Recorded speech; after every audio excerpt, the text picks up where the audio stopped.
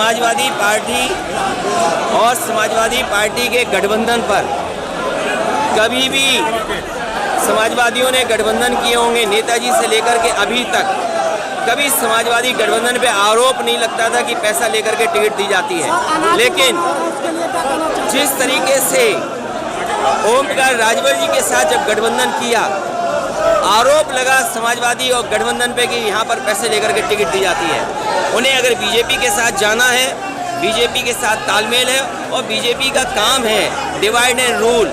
Divide and rule केवल ये नहीं है कि जातियों में बांटना, धर्म में बांटना।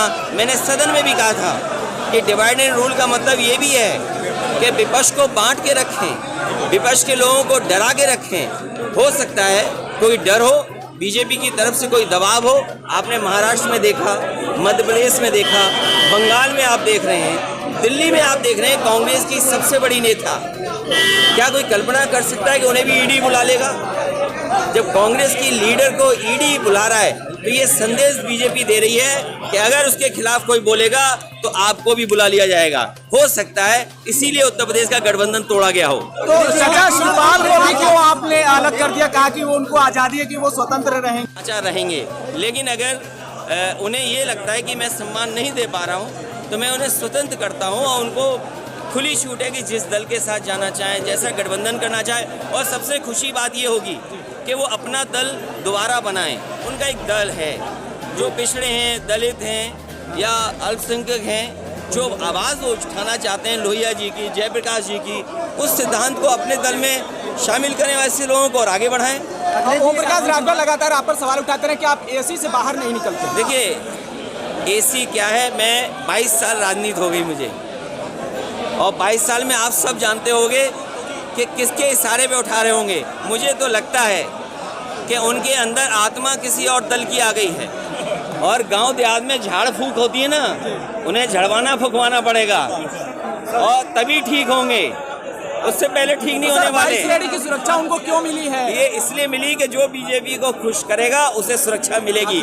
बीजेपी को जो खुश रखेगा वो स्वतंत्र और आजाद घूमेगा। अखिलेश जी, कांवड़ियों को लेकर कांवड़ियों का सम्मान होना चाहिए, वो धर्म का है और धर्म में बहस नहीं होनी चाहिए, धर्म में तर्क नहीं होना चाहिए।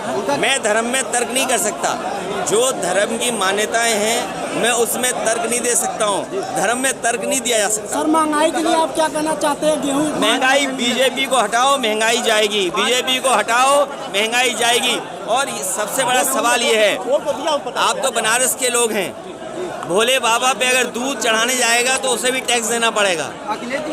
ये जो जीएसटी भोले बाबा पर दूध चढ़ाने पर टैक्स अगर किसी ने लगाया तो बीजेपी ने टैक्स लगाया। जन्माष्टमी आ रही है तो दूध, दही, मक्खन पे टैक्स लगा दिया।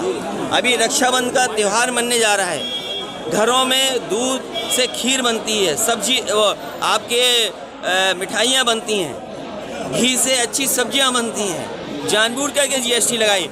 दिल्ली ने अगर जीएसटी लगाई है तो हमारे उत्तर प्रदेश की सरकार बीजेपी की, उसने अनुमति क्यों दी जीएसटी लगाने के लिए? दूध दही पे जीएसटी किसी ने नहीं लगाई होगी, टैक्स कोई दूध दही पे नहीं लगा सकता। और गाय मर रही, सांड लोगों को मार रहे, ये कैसी सरकार है? सोचो सर, नौयुवक बेरोजगारों को जरूरत पड़ने लगी हिंदुत्व। मुझे ज़रूरत नहीं है भाजपाइयों से, मुझे ज़रूरत नहीं है भाजपाइयों से धर्म नहीं सीखना है। भाजपाइयों का धर्म केवल इस्तेमाल करने के लिए है। भाजपाइयों का धर्म है, अगर भाजपाई धर्म वाले हैं तो बताओ दूध पे टैक्स क्यों लगाया उन्होंने, दही पे टैक्स क्यों लगाया? जो बाबा भोलेनाथ पर चढ़ेगा दूध, क्या वो टैक्स वाला दूध नहीं होगा क्या? क्यों लगाया दूध टैक्स पर? आजमगढ़ और रामपुर में आप प्रचार करने नहीं गए, ये बार बार सवाल। हमारी पार्टी का इंटरनल फैसला है और हमें भरोसा रामपुर और आजमगढ़ पे आने वाले समय में दोनों सीटें समाजवादी पार्टी के साथ होंगी। गाँव में जान फूकने के लिए आपका ये दौरा है सर पूर्वांचल? समाजवादी पार्टी का कार्यकर्ता बहुत मजबूत है, ना वो निराश होता है, और हमारा उनसे ज़्यादा सिद्धांत मजबूत है। वो जानते हैं और उत्तर प्रदेश की जनता जानती है कि भारतीय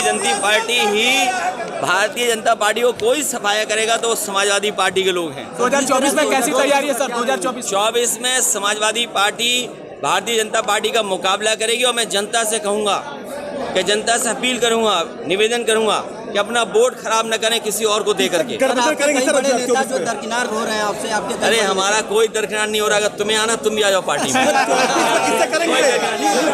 कहूँगा कि अभी दिल्ली का आंकड़ा आया है, 22 करोड़ लोगों ने फॉर्म भरा, कुछ लाख लोगों को नौकरी मिली, और जिस तरीके से अग्निपथ अग्निवीर योजना बनी है, हम उसके विरोध में है, खिलाफत करते हैं। यही बनारस, यही चंदौली, यही गाजीपुर, यही जौनपुर, यही आजमगढ़ और यहाँ के पूर्वांचल के और पूरे उत्तर प्रदेश के लोगों की भागीदारी हमेशा फौज में ज़्यादा रही है।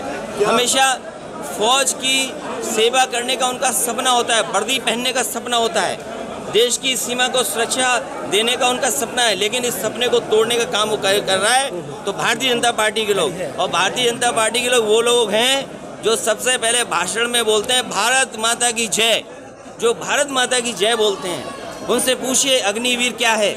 अग्निपथ योजना का विरोध समाजवादी पार्टी और मैं नौजवानों से कहूँगा कि इसके खिलाफ आवाज़ उठाते रहें। सर, एक तस्वीर आपकी आई है रुद्रा